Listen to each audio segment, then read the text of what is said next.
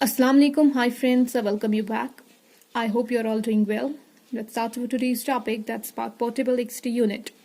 Well, recent lecture में मैंने mobile x-ray unit cover up कर दिया था, तो आज हम दूसरे यूनिट की तरफ चलते हैं, दैट्स पोर्टेबल एक्सरे यूनिट. तो पोर्टेबल एक्सरे यूनिट एक ऐसी मशीन है जहां हम इसका इस्तेमाल आउट ऑफ हॉस्पिटल करते हैं, मींस हॉस्पिटल के बाहर इसका इस्तेमाल होता है. किसके लिए? फॉर डायग्नोस्टिक इमेजिंग, या हम कह सकते हैं स्क्रीनिंग या मॉनिटरिंग इंटरवेंशंस के लिए, ताकि एक पेशेंट का डायग्नोस्टिक इमेजिंग हो सके. अब एक ऐसा प्रोसेस जहां पर हम इमेजिंग करते हैं पेशेंट की, लेकिन कहाँ? Out of hospital. और उसके लिए क्या हम करते हैं? हम ट्रांसपोर्ट करते हैं एक एक्सरे मशीन या इमेजिंग यूनिट को पेशेंट के पास. इस प्रोसेस को हम पोर्टेबल रेडियोग्राफी कहते हैं. ऑलराइट. अब जो ये मशीन होती है, ये पोर्टेबल मशीन, इसको हम डिसमेंटल भी कर सकते हैं, मींस इसको हिस्से में अलग भी कर सकते हैं, डिवाइड कर सकते हैं इसको हम, और इसको हम ट्रांसपोर्ट कर सकते हैं पेशेंट के घर पे भी. ठीक है, हम इसको घर ले जा सकते हैं पेशेंट के, वहां पर उसकी इमेजिंग कर सकते हैं. As compare to mobile x-ray unit, mobile x-ray unit हम कहीं हॉस्पिटल के बाहर यूज नहीं कर सकते, ना ही किसी क्लिनिक के बाहर, डायग्नोस्टिक सेंटर के बाहर यूज नहीं कर सकते. वो with in the hospital, with in the medical centre के अंदर ही इस्तेमाल किया जा सकता है, और ना ही तो ना हम उसको डिसमेंटल कर सकते हैं. अब बात करते हैं components of portable x-ray unit की. So this is the diagram of portable X-ray unit. Now let's discuss its components one by one. It has got three components. Tube head, tube stand, and third one is control unit. चलते हैं पहले tube head की तरफ. सो इन tube head, यहाँ पे generator और x ray tube जो है एक साथ इनक्लोज होते हैं. So it has got two parts, one is x-ray tube and another is generator. This whole part is called tube head. So it has got generator here and tube, x-ray tube. पहले चलते हैं. So it has two parts, x-ray tube and second one is generator. पहले चलते हैं x ray tube की तरफ. सो जो यहाँ पे एक्सरे ट्यूब है वो कंटेन करता है सेल्फ रेक्टिफायर, और उसमें जो एनोड है वो स्टेशनरी एनोड का इस्तेमाल किया जाता है, और जो फोकल स्पॉट होता है वो सिंगल होता है. Means it has got only one focal spot, that is 1.00 mm focal spot. Alright. As compare to mobile x-ray unit, वहां पे ड्यूअल फोकल स्पॉट का इस्तेमाल किया जाता है, and that's fine, and broad focal spot in mobile x-ray, but here only single focal spot is used. अब चलते हैं जनरेटर की तरफ. तो यहाँ पे जो जनरेटर इस्तेमाल किया जाता है वो हाई टेंशन जनरेटर होता है. ऑलराइट. हाई टेंशन जनरेटर का इस्तेमाल किया जाता है, और जो ये जनरेटर होता है और जो ये एक्सरे ट्यूब होता है, ये इनक्लोज होते हैं एक ऑयल फिल्ड कंटेनर में, और उसको हम कहते हैं टैंक कंस्ट्रक्शन, जो मैंने मेंशन किया है यहाँ पे. ठीक है. तो इस पूरे जो पार्ट इकट्ठे मिलाकर इनको हम कहते हैं ट्यूब हेड और टैंक हेड. ऑलराइट. अब दूसरे कंपोनेंट की तरफ चलते हैं, दैट इज ट्यूब स्टैंड. तो यहाँ पर जो ट्यूब स्टैंड है उसका कोई काम नहीं है, बस इतना काम है कि वो क्या करता है, वो ट्यूब स्टैंड को सपोर्ट कर, सॉरी ट्यूब हेड को सपोर्ट करता है. ऑलराइट. अब चलते हैं तीसरे कंपोनेंट की तरफ, दैट इज कंट्रोल यूनिट. तो कंट्रोल यूनिट जो है इसमें तीन पार्ट्स होते हैं. एक जो है, एक है rheostat,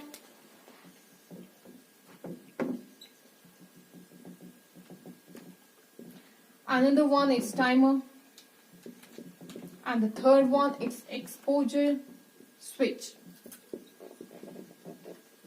So these three parts come in control unit. यहाँ पे आप देख सकते हैं कंट्रोल यूनिट यहाँ पे है. ठीक है. जो पहला है रियोस्टैट, इसका काम होता है कि वैरी करवाता है एमए एंड केवीपी. यहाँ पर हम अरेंज कर सकते हैं, वैरी कर सकते हैं, मेंटेन कर सकते हैं एमए और केवीपी को.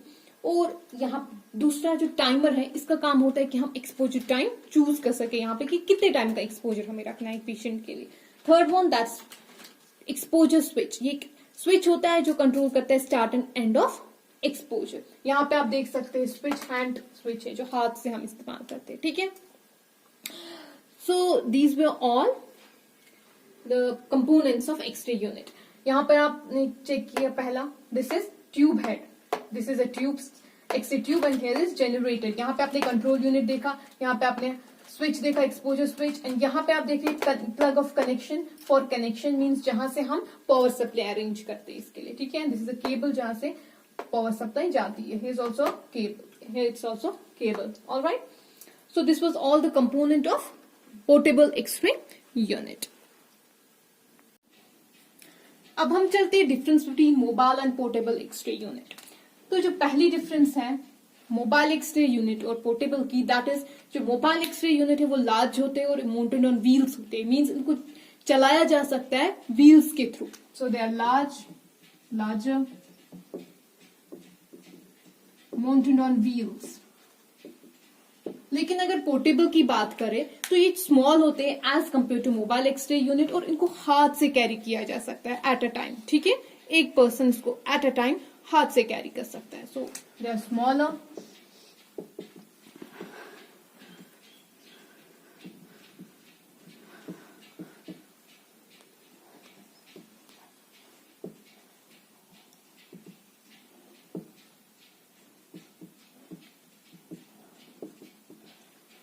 So it can be carried by one able-bodied person at a time. अब दूसरे डिफरेंस की तरफ चलते हैं. तो जो मोबाइल एक्सरे यूनिट है ये डिसमेंटल नहीं हो सकता. इसको अलग अलग पार्ट्स में हम डिवाइड नहीं कर सकते. इसके पार्ट्स को हम अलग अलग डिवाइड नहीं कर सकते, हिस्सों में अलग नहीं कर सकते. लेकिन जो पोर्टेबल है उसको डिसमेंटल कर सकते हैं हम. ठीक है.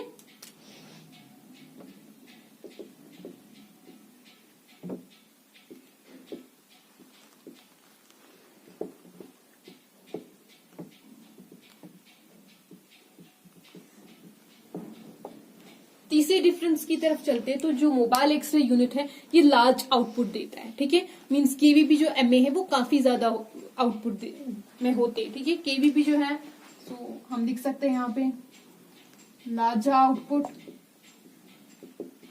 90 to 125 केवीपी और 40 to 300 एमई हमें मिलता है. एज कंपेयर टू पोर्टेबल वहां पे हमें काफी मैं कह सकती हूँ कि इसको लो आउटपुट रेंज में हमें केवीपी और एमए मिलता है. ठीक है,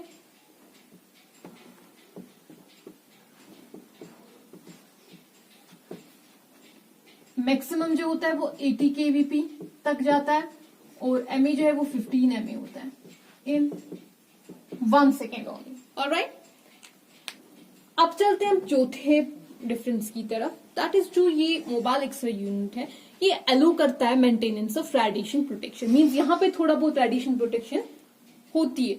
हम डिस्टेंस रख सकते हैं पेशेंट से कम 6 फीट की. ठीक है, लेकिन पोर्टेबल जो है वो काफी छोटा, तो नजदीक से काम करना पड़ता है. ठीक है, तो उतनी हमें मेंटेनेंस ये अलो नहीं करता रेडिएशन प्रोटेक्शन के लिए. ठीक है, तो हम लिख सकते हैं यहाँ पे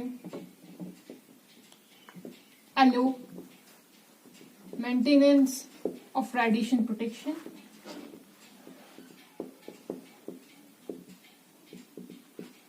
यहां पे अलो नहीं करता.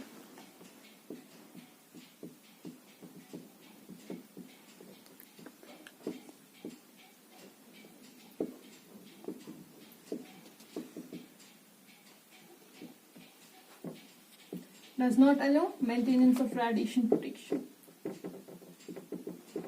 Alright. अब चलते हैं हम फिफ्थ डिफरेंस पे.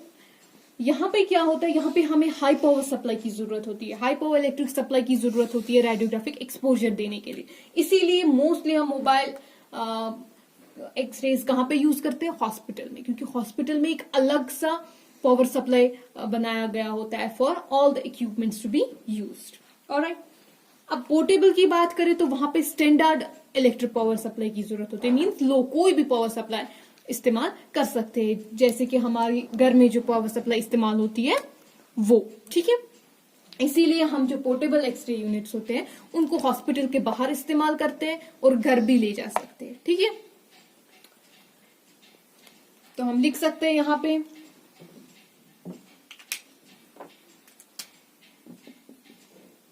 needs high power supply.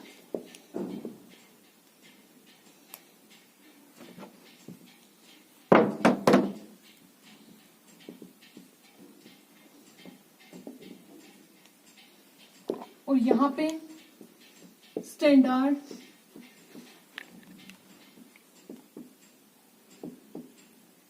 Supply की जरूरत होती है, मींस लो। ठीक है,